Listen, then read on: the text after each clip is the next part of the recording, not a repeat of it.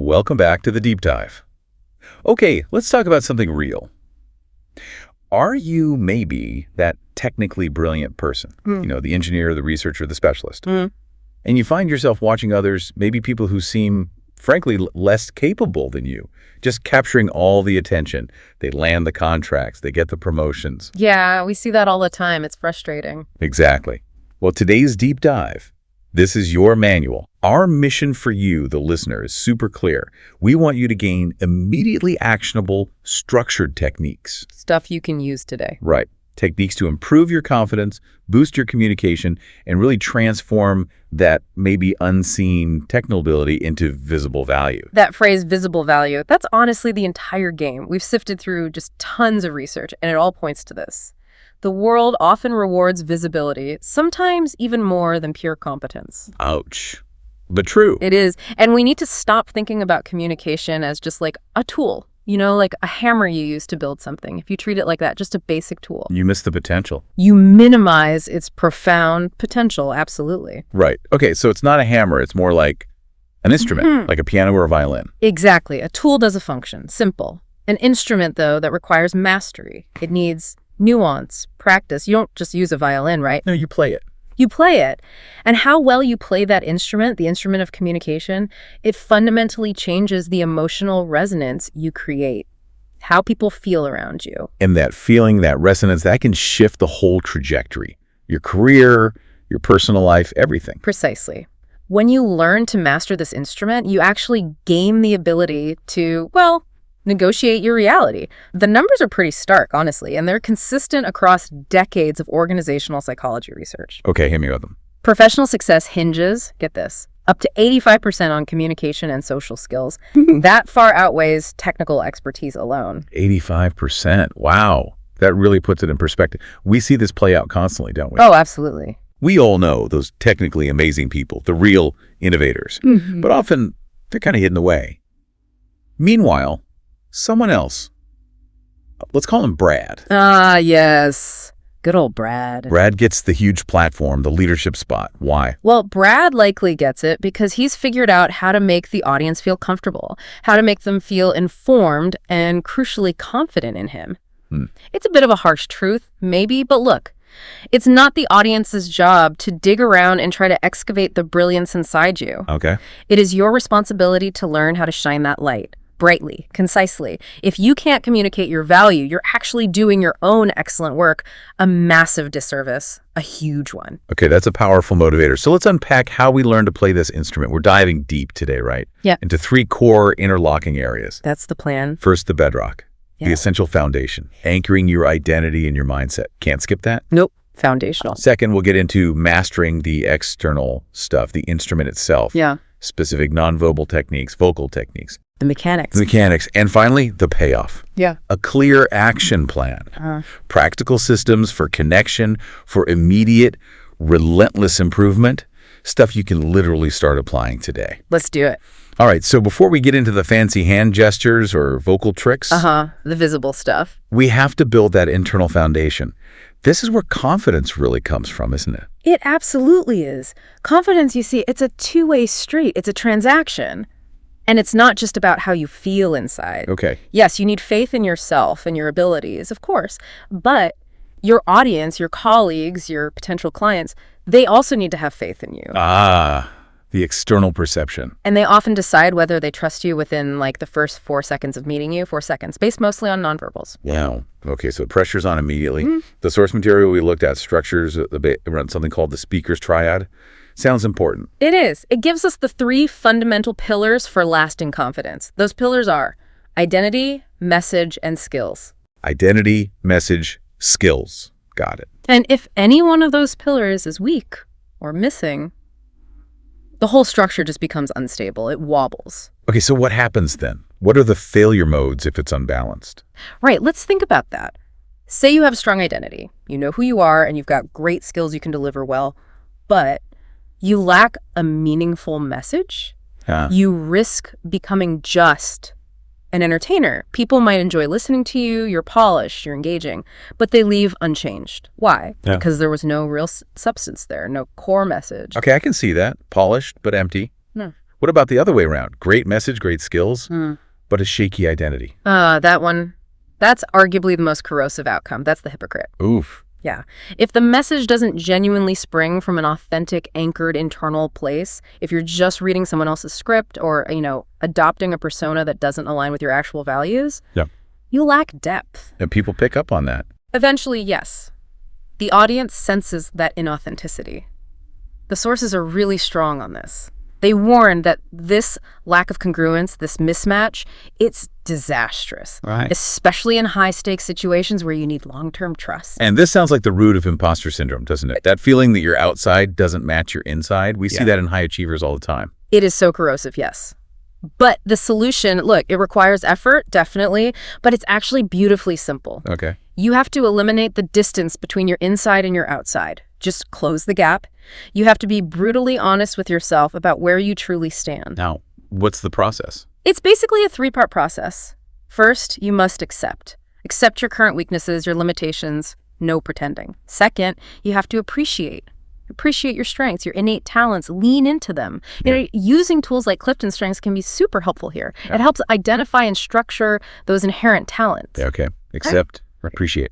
And finally, you must actively improve. Improve to live up to the expectations that are now legitimately placed upon you because you are good at certain things.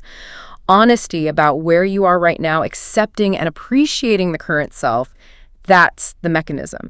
It annihilates the hypocrisy at the heart of imposter syndrome. I really like that idea you mentioned, determining your identity, not just sort of passively waiting to discover it. It's active. Yes. You're not just a recipient of self-knowledge floating down from the sky. You are actively shaping the vessel. That's a great metaphor. Your identity is like a boat. Exactly. And you absolutely must know its precise capabilities, its current shape, its strengths before you try to sail a major journey. If you try to sail a little dinghy across the Atlantic, you'll fail, yeah. No matter how good a sailor you are. But, and this is key, you can modify and improve that boat within its design constraints. You work with what you have and build from there. And this idea connects directly to the difference between living by default versus living by design, right? Right. Absolutely. Living by default means you let your decisions be guided by what's easiest or what's most popular, maybe what causes the least conflict. It's reactive. Just going with the flow. Pretty much. Living by design, however, means your decisions, your reactions, your communications, they are all anchored. Anchored in your core values and your mission. It's proactive. It's intentional. We found this incredible story in the source material that nails this idea. The story about the king and his desires. Oh, yeah, that's a powerful one.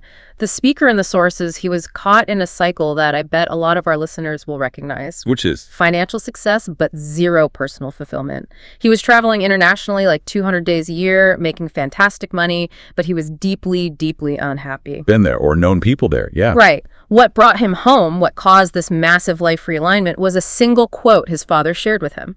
The quote was, "A king that knows the limits to his desires will rule a lifetime." Wow. A king that knows the limits to his desires will rule a lifetime. That hits hard. Doesn't it? Think about it. Kings who are constantly conquering, always expanding beyond their capacity, they eventually overextend themselves. They burn out. They lose it all. Right. But the king who knows his limits of his energy, his resources, his actual mission, and who lives strictly by those defined values, that king builds something sustainable, enduring. This quote for the speaker, it acted like an anchor. It forced him to stop chasing the financial goals of like a previous, maybe more selfish version of himself. And realign with who he was now. Exactly. Align his actions with his present self, his real values. And here's the thing. When your internal anchor, your identity, your values is set firm, the external world senses that. They feel that unshakable foundation. #TAG projecting nonverbal authority and temporal control. Okay, so once that internal foundation is solid, like bedrock, how do we start transmitting that external? How do we project that stability visually, physically? Because the nonverbal stuff is huge, right? Sources say over 80% of a first impression is visual cues before we even open our mouths. It's massive. And let's start with maybe the most subtle yet powerful way to show confidence. Controlling time. Controlling time, what does that mean? Confident people, they seem to be in charge of time. They don't rush. Think about it. They take their time walking out onto a stage. They take their time transitioning between points in a presentation. And crucially, when asked a question, they take their time to answer it. They choose the pace, the manner, the tone they want. Okay. So if someone throws a complicated question at you, the confident move isn't a fast, maybe slightly panicked answer? No, not at all. It's perhaps a moment of silence. An intentional slow nod while you consider it. You own that space. I see. The visual cue for confidence is simply not being in a hurry. When people lack confidence, what do you see? Quick, jittery movements, right? Hesitation. Fiddling with clothes. Notes we call that preening behavior. Yeah, nervous energy. Exactly. It visually screams anxiety. So avoid those quick, sudden movements. Just sit comfortably in the moment, which psychologically is perceived as controlling the space around you. Be comfortable taking up space and time. Okay, makes sense. To project that grounded feeling, posture is key. There's this great visualization technique in the sources. Hang by your teeth. Sounds intense. It sounds weird, but it's incredibly practical for alignment. Here's how you do it. Visualize an imaginary, really powerful dental grip hanging from the top frame of every single door you walk through. Okay, that's the visual. As you pass under that imaginary frame, you throw your head back slightly and you chomp down on that imaginary grip. Let it pull you straight up. Whoa. What does that do? It forces your head high, pulls your shoulders back naturally, and lifts your torso up and out of your hips. It's like an instant fix for slouching, and it immediately projects success, pride, presence. That's pretty cool, but what's the risk? If someone overdoes it, could they look, I don't know, stiff, arrogant? That's the nuance. Absolutely. If you use it consistently, it just becomes your natural, relaxed, upright posture. The key is getting that vertical alignment without stiffness. You're pulling up, not puffing your chest out. Wow. Stiffness often comes from overcompensating in the shoulders.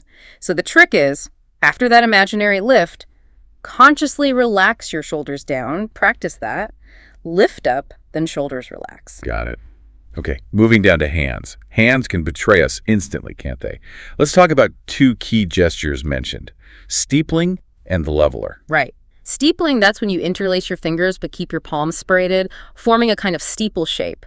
It's subtle, but it's a really powerful gesture of confidence, of contemplation. What message does it send? It says, I am considering this seriously and I'm confident in my thoughts about it.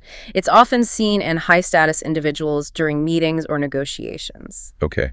And the leveler gesture. That sounds much more about authority. Oh, it is. It's pretty much the ultimate authority gesture. This is when you gesture with your hands facing down, palms towards the floor. Sometimes you might see a slight chopping motion or a pushing down of the air as someone emphasizes a point. And the contrast is hands facing up. Exactly. Hands facing up signals a lack of authority, maybe openness, pleading, or even surrender. Try this. Try to give a command while gesturing with your palms facing up. You'll notice your pitch tends to rise slightly and your authority just drains away. Oh, interesting. Now flip your palms down. Use the leveler gesture. What happens? Your voice naturally drops in pitch. It gains firmness, control. That physical alignment instantly reinforces the vocal message of authority. It's wired together. Wow, the mind-body connection there is strong. Yeah. Okay, let's move up to the face. Two incredibly high-impact visual techniques here. First, the flooding smile. Sounds nice. It is nice, and it's effective. Most people, the sources say, use what's called a flash smile. You know, it's quick, it's automatic, maybe feels a bit insincere. The customer service smile. Kind of, yeah. The flooding smile is different. It's intentional. You actually delay the smile for just a fraction of a second, less than a second. And when it arrives, it's deliberate. It feels like it envelops the entire face. The eyes crinkle, the cheeks lift, it's full face. Why does that tiny delay work so well? Because it sends a powerful subconscious message. It says, I wasn't just smiling blankly at the world. I was waiting. I saw you. And now I am smiling specifically for you. It makes it feel personal. Exactly. The delay makes the recipient feel that the smile is special, sincere, a personalized gift just for them. It's an incredibly effective tool for building rapport fast, tapping into that basic human need for personal recognition. That's really smart. Okay, and the counterpart to that is sticky eyes. This sounds like it goes against all the usual advice about having a natural, shifting gaze during conversation. It kind of does, yeah. Sticky eyes means maintaining profound eye contact slightly longer than might feel initially comfortable. Longer. How much longer? Just a beat or two. Even after the other person has finished speaking and maybe you're processing what they said, you hold that gaze. What does that signal? It signals intense trust, really comprehensive listening, and deep respect. Subconsciously, you're making them feel absolutely captivating. Like, what they're saying is the most important thing in the world right now. And that is a massive boost to connection. Okay, but where's the line? If we stare too long, doesn't it become, well, creepy, a stare down? That's a really important distinction. Sticky eyes isn't aggressive. It's not a hard stare. It needs to be warm, profound, engaged. The key is how you break the gaze. Yeah. When you do need to look away, maybe to think, or glance at a note, you do it reluctantly, eye slowly, as if the connection is made of, like, sticky warm taffy, as one source put it. You don't just sharply break eye contact. Like pulling taffy apart. Got it. Right. And studies have actually shown that this kind of prolonged, warm eye contact literally increases the other person's heart rate. It's a biological response signaling, I am fully present with you and you are the focus.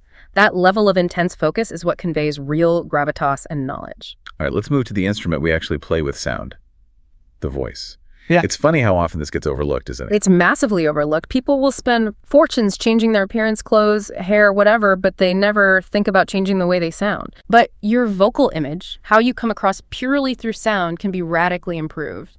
We just need to focus on 5 core foundations. Okay, 5 foundations. Let's start with number 1, melody. Melody is simply your pitch variety, the different notes, high and low, that you can hit with your voice.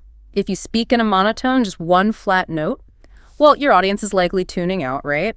Regardless of how brilliant your content is. Guilty as charged sometimes, especially when tired. We all do it.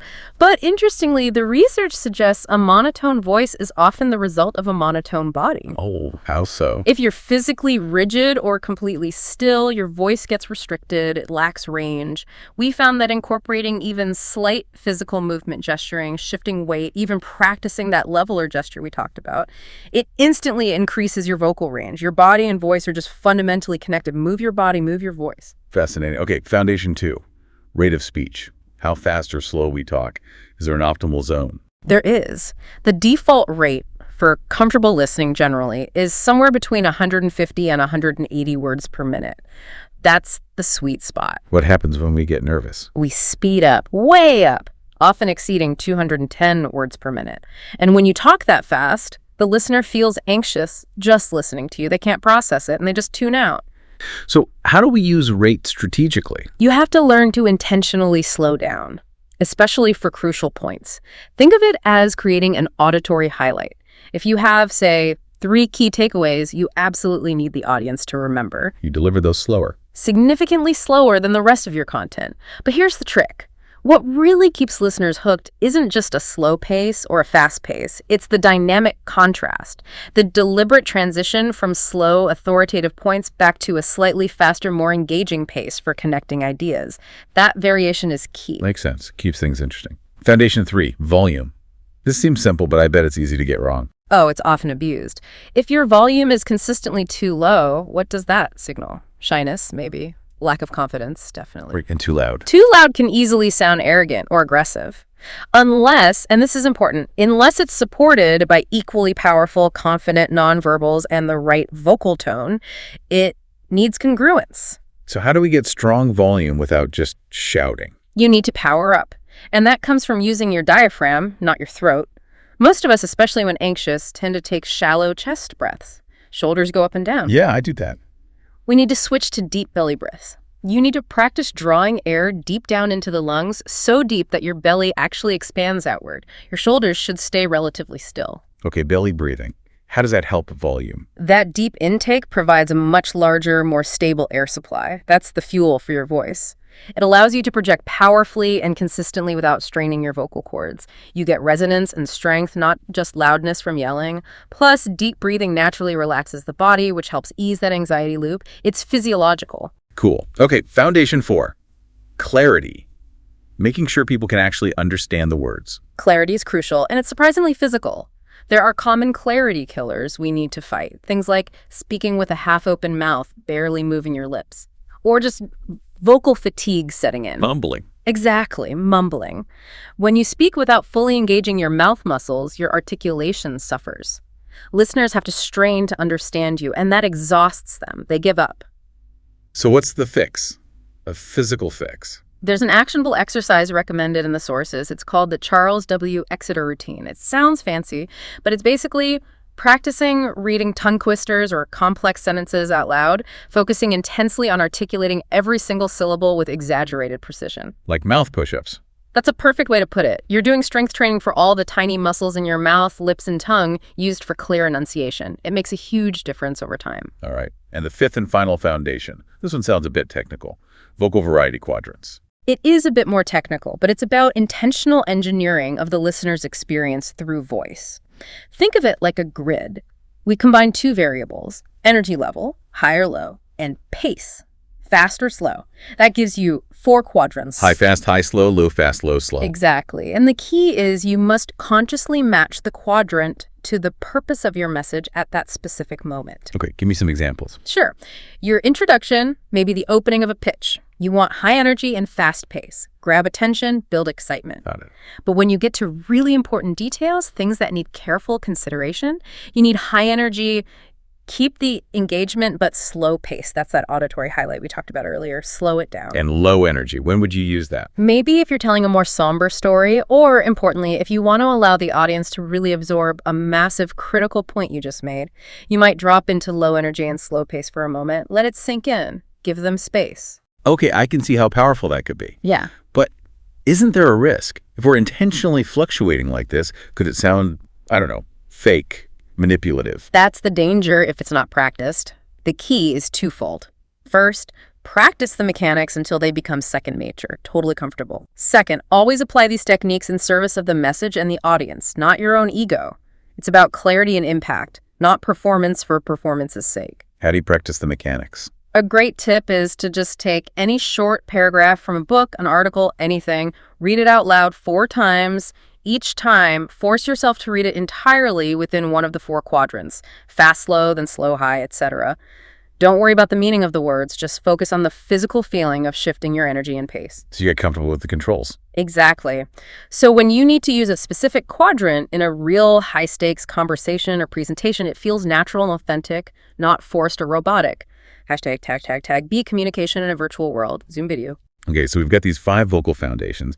They sound great, in theory, but what happens when we hit the camera? Suddenly we're on Zoom or Teams. Yeah, the virtual world. Yes, all those beautiful foundations we just carefully built, they often just collapse the moment we sit in front of that webcam. Why? What happens? Virtual communication just feels inherently unnatural to most people. We feel watched, maybe self-conscious, and the common reaction is to shrink, to reduce our energy, our gestures, our vocal variety. Yeah, I feel that. So if I have a big virtual presentation or an important online negotiation, how do I stop the camera from basically draining all that energy and presence we just talked about? The key word here is generosity. You have to be exponentially more generous with your energy online. What feels like, say, a solid 7 out of 10 energy level when you're in person. That often translates as maybe a 3 or 4 out of 10 on camera. It just gets flattened. So you have to intentionally dial it up. Way up. You need to bring a bigger, more amplified version of yourself. More vocal range, bigger gestures, more facial expression. Why? Because the camera acts like a filter. It strips away a lot of the subtle nonverbal cues and the physical presence that would normally register in a face-to-face interaction. You have to compensate. Okay, be more generous with energy. Yeah. What about the visual setup itself? Most people seem to just have their laptop camera right in front of them, filling the screen with their head. Right. And that's a problem related to proxemics, the study of personal space and distance. When your face fills the entire frame on someone else's screen, you're essentially appearing in their intimate space. That's typically only for very close relationships, like family or partners. So it feels uncomfortable. It makes the audience feel uncomfortable, yeah. Maybe even a bit self-conscious. It's like forced intimacy through the screen. Okay, so what's the recommendation? Push the laptop back. That's the start. Ideally, you want to aim for what looks like the personal or even the social distance space on screen. Think 4 to maybe 12 feet away in real life, but represented visually. How do we achieve that practically? The best solution is simple. Get an external microphone and an external webcam. Place the webcam further back, maybe on top of an external monitor or on a small tripod. Push your laptop itself further away so it's just your keyboard. Use a slightly wider lens setting if your camera allows. The goal is to let the audience see more of you, at least your upper torso, your hands, when you gesture. So they see the whole picture, not just a talking head. Exactly. That broader framing makes you look much more visually dynamic. It signals that you're grounded, comfortable, and it vastly improves your ability to connect with credibility instead of making the audience feel weirdly self-conscious because your giant face is looming in their screen. Tag 5E. Practical systems for action and connection. Tag A. Systems for prepared and impromptu speaking. All right, let's shift gears now from the foundational stuff and the mechanics to repeatable systems, things that turn all this theory into actual action, because knowing isn't doing right. That's so true. Application is everything. Let's talk about speaking anxiety first, especially when preparing for something big like a presentation. That fear often spikes when we try to, memorize every single word. Oh, absolutely. Memorization is often counterproductive. The solution the sources recommend here is the outline method. Okay, the outline method. How does it work? It requires you to fully outline your presentation, yes. Get all your main points down, your supporting evidence, key examples, the structure. But, and this is critical, you absolutely do not write it out word for word. Why not? Isn't that safer? It feels safer, but writing it word for word actually increases the pressure. You create this perfect script in your head, and then the fear of forgetting just one word, of getting lost, becomes immense. And that fear causes you to either speed up nervously or freeze completely. Okay, so if I'm not memorizing the exact language, how do I practice effectively? You rehearse using only the outline as your guide. Think of the content not as lines to recite, but as a story to tell, or a series of interconnected ideas playing out in your head. You practice flowing from one idea to the next naturally. So the specific words might change slightly each time. Exactly. You allow the specific language to emerge organically in the moment, just like you would if you were explaining something fascinating to a friend. The result. The listener receives it as genuine conversation, as authentic sharing, not as recited text. It's much more engaging. I like that. It takes the pressure off perfection. Okay, that covers prepared speeches. But what about the real anxiety trigger for many people? Being caught off guard. Ah, yes. The impromptu moment. That sudden Q&A session, the high-stakes meeting where someone asks you an impossible question out of the blue. That's where structure just vanishes for most of us. We panic and ramble. That is precisely where we need a system. And the system for this is called the 3-bucket system, or sometimes system speaking. It's designed specifically to eliminate that rambling and hesitation under pressure by giving you instant structure. Okay, 3 buckets. Sounds simple. Walk me through the mechanics. I get asked a tough question. What do I do in that moment, that first 10 seconds of panic? Okay, deep breath first. Then you do 2 things immediately. First, acknowledge the question's validity. Something simple like, that's a really crucial point, or good question. It buys you a microsecond and validates the asker. Okay, acknowledge. Done. Second, you explicitly ask for 10 seconds to gather your thoughts. Say it out loud. That's important. Give me just 10 seconds to organize the key elements for a clear response. We can actually ask for time. Absolutely. Most people will totally respect that pause. They'd rather have a coherent answer in 10 seconds than immediate waffle. And in those 10 seconds of silence, you accomplish far more than you would in 30 seconds of panic, rambling filler like, it's complicated. Okay, so what am I doing during that precious 10 seconds of silence? You jot down mentally if you have to, but ideally on a notepad if one's handy, the top 3 points or buckets that you need to convey in your answer. Just 3 key words is often enough. Why 3? The brain loves the rule of 3. It's naturally structured, easy to remember for both you and the listener. It makes the response feel instantly organized. Okay, 3 buckets, then what? Then, very quickly, you mentally allocate roughly how much time or emphasis each point gets. This helps you avoid the common trap of spending 80% of your time on the very first point and then rushing the last 2. Yeah, I've done that. We all have. And finally, after you deliver the 3 points, you briefly summarize them at the end.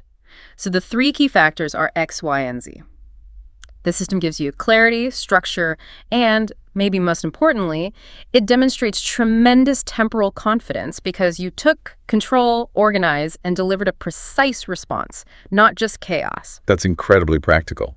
Okay, what about just the general tendency to ramble, even when not under pressure, just talking too much, losing the point? Yeah, rambling is super common, often tied to underlying anxiety or just not having a clear endpoint in mind. The fix, according to the sources, is a 3-step reflex. Notice, pause, and snap back. Notice, pause, snap back. Yeah. First, you have to increase your self-awareness. Listen to recordings of yourself, painful, I know, but necessary. Identify where you typically start to ramble, what triggers it. Okay, awareness first. Then, you need to intentionally practice failing so you can practice the fix. This sounds weird, but sit down. Maybe start reading a few sentences from a book out loud. Then force yourself to spontaneously ramble off topic about it. Just go completely sideways. Good. Then consciously activate the reflex. Notice you're rambling. Force a brief pause. Then firmly snap back to your original point or reading material. Okay, back to the main point.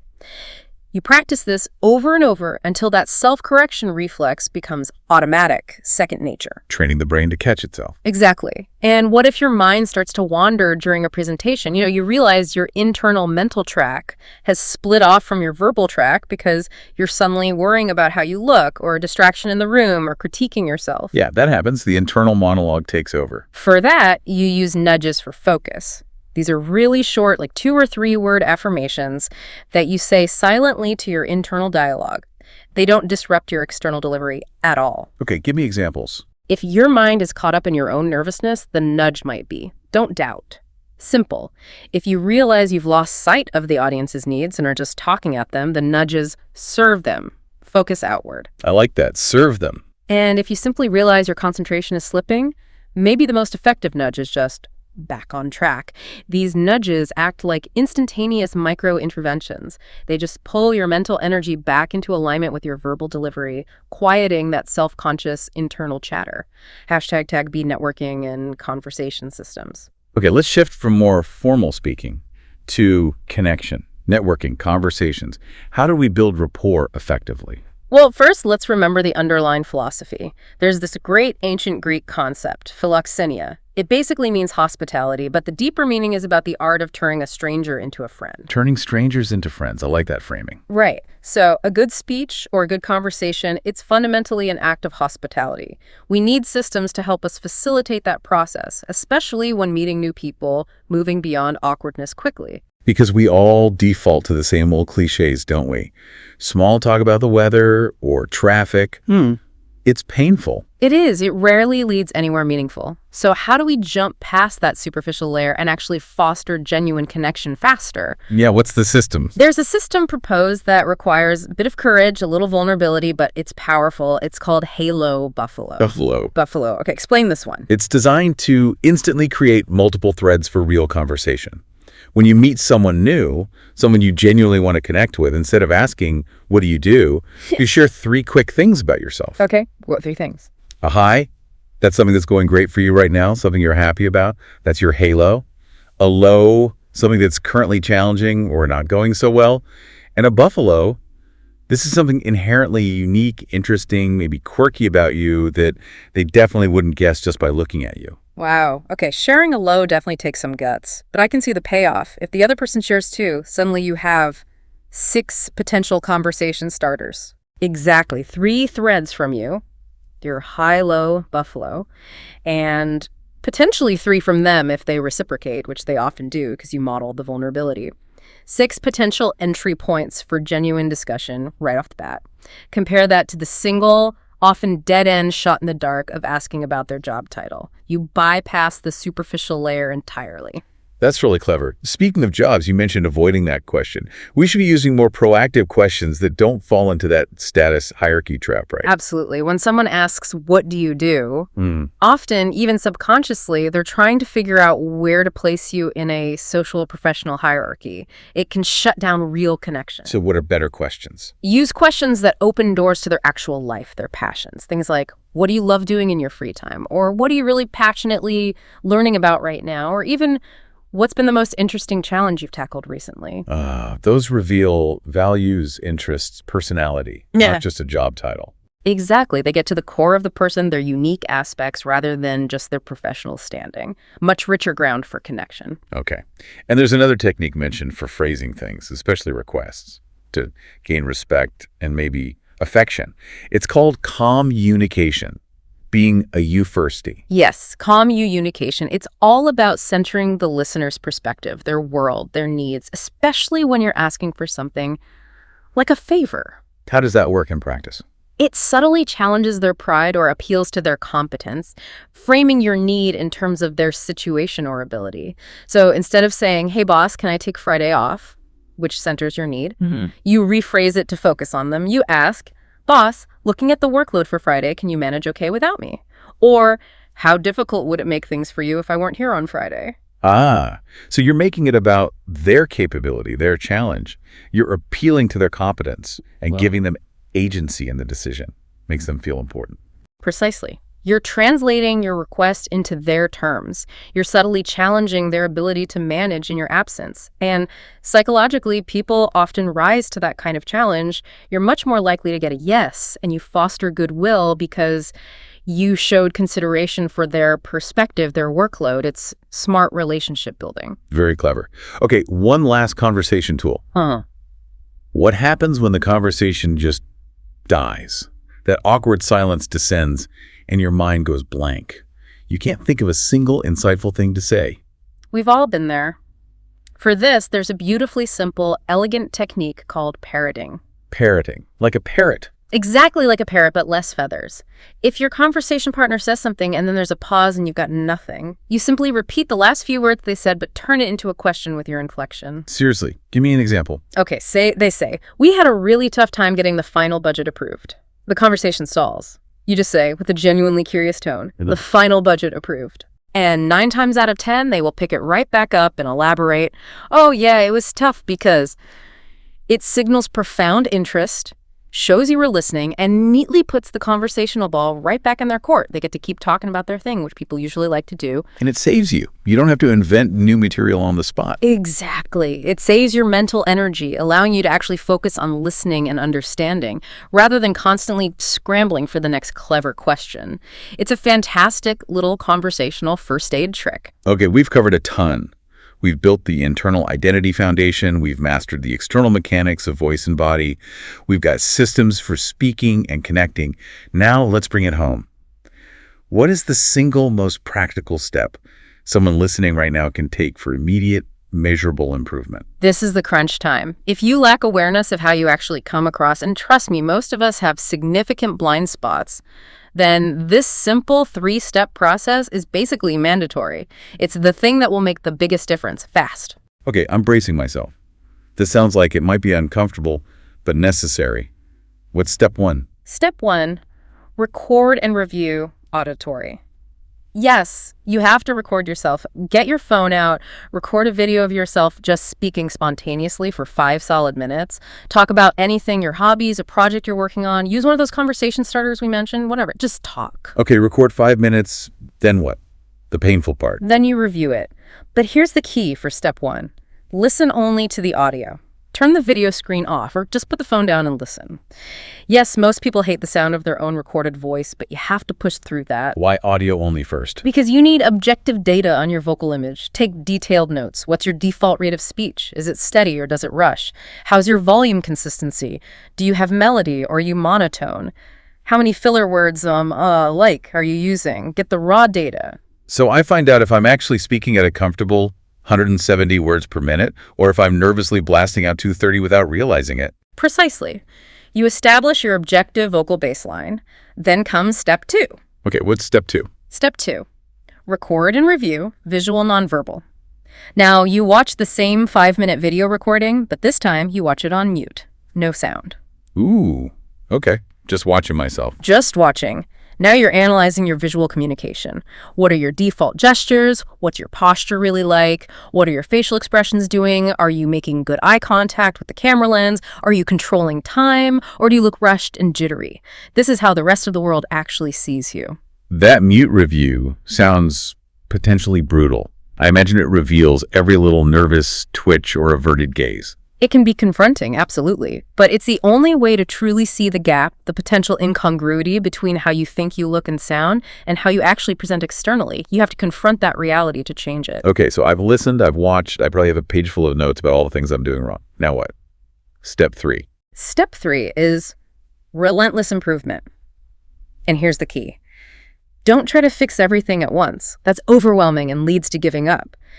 Once you have your list of issues from steps 1 and 2, commit to focusing on improving only one single foundation until you see measurable change. Just one. Seriously, just one thing. Just one thing at a time. For example, if you discovered your volume is consistently too low and quiet, you spend the next 2 weeks focusing only on powering up. Practicing those deep belly breaths, consciously projecting more in every conversation. Forget about your rate of speech, forget about your gestures for now, just nail the volume. So you're being surgically focused, not attempting a complete communication overhaul all at once. Exactly. Only when that one foundation volume in this example is successfully improved, when it starts to feel natural and integrated, then you pick the next thing from your list. Maybe then you work on increasing your pitch variety, or perfecting that leveler gesture, or eliminating filler words. That approach feels much more manageable and inspiring, actually. It is, because the sources suggest you are often only maybe 3 changes away from completely transforming your presence. 3 key adjustments. It doesn't necessarily take a decade of coaching or therapy. It takes awareness gained through that record and review process, followed by surgical, relentless focus on mastering just a few key mechanics, one at a time. And the difference between the person who gets the promotion, the Brad, and the person who stays hidden, it might literally just boil down to those 3 targeted changes. It very often does. It's about moving from unconscious incompetence to conscious competence, one skill at a time. #TagEat12. Outro. Wow. Okay, this deep dive has really shifted my perspective. Communication isn't just this soft skill, this add-on. It's not a tool we just pick up and use. It's truly an instrument we have to learn to play, to master. Absolutely. And the core message is, your technical brilliance, your amazing work, it risks being wasted if you don't also learn how to speak effectively for that work. You can't let it just sit there unseen. We established that real, lasting confidence isn't just bravado. It starts deep inside by anchoring your identity. That means accepting where you are now, flaws and all. Appreciating your genuine strength, leaning into them. And then committing to improve diligently, closing that gap between inside and outside. Right. And that solid internal anchor is what supports everything external we talked about. Controlling time, not rushing. Using those powerful, confident nonverbals like the leveler, or the subtle connection power of the flooding smile and those sticky eyes. And then we got super practical with systems you can use immediately, the outline method to kill presentation anxiety, the brilliant 3-bucket system for thinking on your feet under pressure. And those great conversational tools like Halo Buffalo to spark real connection fast, and even parroting to keep conversations flowing smoothly. Tools for genuine hospitality. So remember that core inspiration we drew from the sources. Your reality, to a large extent, is negotiable. And communication is the primary skill you use to negotiate the reality you want, the recognition you deserve. Please, don't fall into that trap of thinking, my work is so good it should just speak for itself. That rarely happens. You have to do great work, yes, absolutely. And you must intentionally build the skill, the mastery, to speak compellingly for your work too. The two go hand in hand. So as you, our listener, get ready to start that maybe slightly intimidating 3-step record and review action plan, I want you to think back to that Halo Buffalo idea for a second. That system built on a little courage, a bit of vulnerability. If you accept the idea that you might only be 3 focused changes away from truly transforming how you communicate, how you connect, how you're perceived, then here's the final thought to mull over. What is the most interesting, unique, maybe even slightly quirky thing about yourself, your Buffalo, that you are currently afraid to share? That's a deep question. It is. Think about it. What's that authentic piece of your identity you're holding back? Because exploring that and finding the courage to share that Buffalo appropriately, that's often where true magnetic connection really begins. Something to think about.